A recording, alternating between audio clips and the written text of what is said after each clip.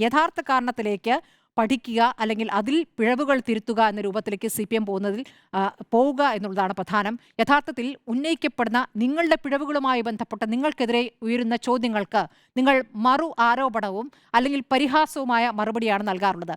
അത് എത്രത്തോളം ഇനി നിയമസഭാ തെരഞ്ഞെടുപ്പിലേക്ക് പോകുമ്പോൾ ഗുണം ചെയ്യുമെന്നുള്ളത് ആലോചിക്കേണ്ടതുണ്ട്. ഉറപ്പായിട്ടും ഈ പറയുന്ന ഇപ്പോൾ CPM ഉന്നയിച്ചുകൊണ്ടിരിക്കുന്ന കർണാടകയിലെ വിഷയം അത് ഗുരുതരമായ വിഷയം തന്നെയാണ്. അത് കർണാടക കോൺഗ്രസിന്റെ ഏറ്റവും വലിയ പിഴവ് തന്നെയാണ്.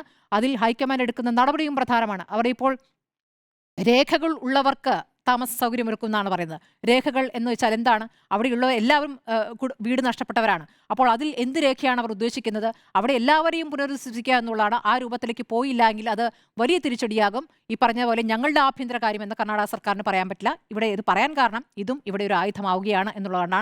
വരുന്ന നിയമസഭാ തെരഞ്ഞെടുപ്പിൽ ഇതൊരു ആയുധമാകും. ഇപ്പോൾ ഇതാ മുഖ്യമന്ത്രി തന്നെ ഇറങ്ങിക്കൊണ്ടുള്ള പ്രചാരണ പരിപാടികൾക്ക് തുടക്കമാകുന്നു എന്ന ആലോചനകൾ കൂടി നടക്കുകയാണ്. അപ്പോൾ ഇനി തിരഞ്ഞെടുപ്പ് തന്ത്രങ്ങൾ രൂപം നൽകുമ്പോൾ എന്താണ് CPM മുന്നോട്ട് വയ്ക്കുന്നത്?